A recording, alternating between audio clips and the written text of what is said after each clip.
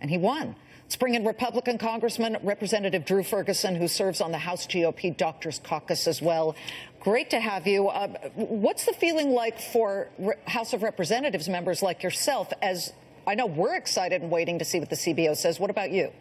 Well, Liz, we are waiting just like everyone else is. We're all looking at our cell phones and laptops, waiting on the score to come out, and so we, like the rest of America, are just kind of anxiously waiting to see what CBO says. Well, word is that some members of the GOP Senate are now huddling and tweaking the bill. They're huddling together, trying to tweak it, and I'm just wondering how you feel about rushing it, because there are some people, again, on both sides of the aisle who are saying, you don't have the votes right now.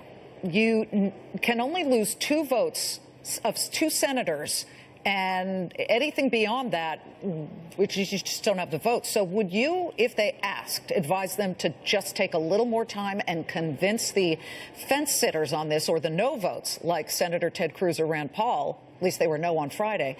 Would you just advise them to take time and fix this so that you get a passing vote?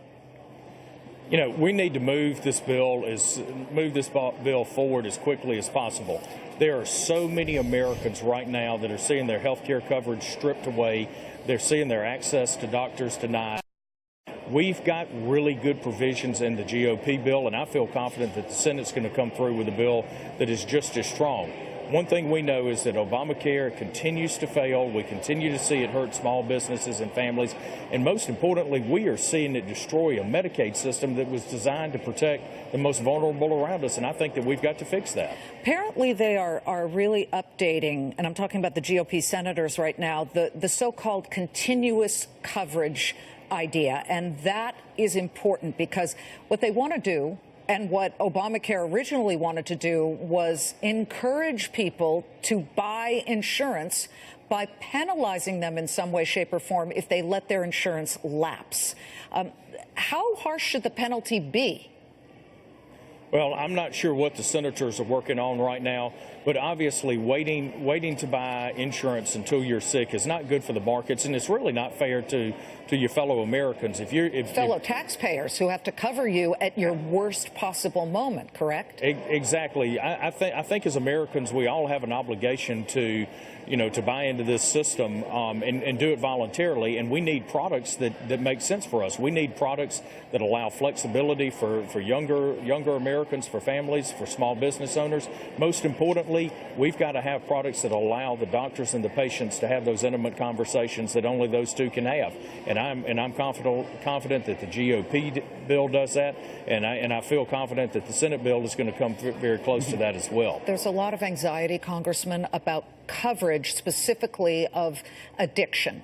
And you coming from Georgia, we know that there was a point in early June where 4 people died of overdoses of fentanyl or heroin over a 48-hour span. I mean, it's a problem in your state. How important is it to ensure that this epidemic continues to, at least when it comes to insurance, cover at least addiction recovery, some type of opportunity to get people off the drug?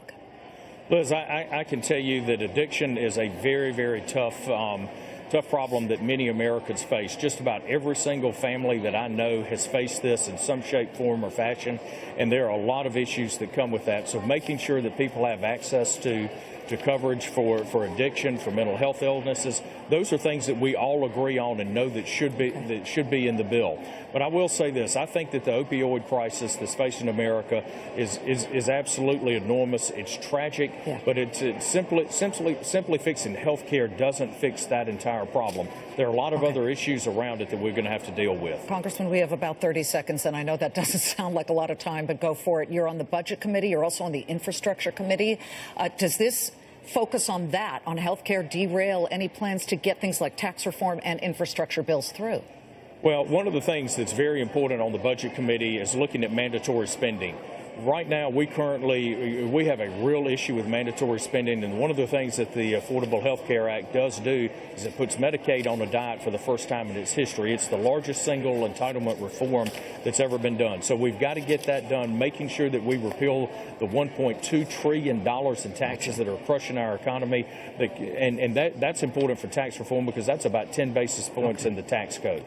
Congressman, please come back. Congressman Drew Ferguson of Georgia, thank you so much. Thanks, Liz.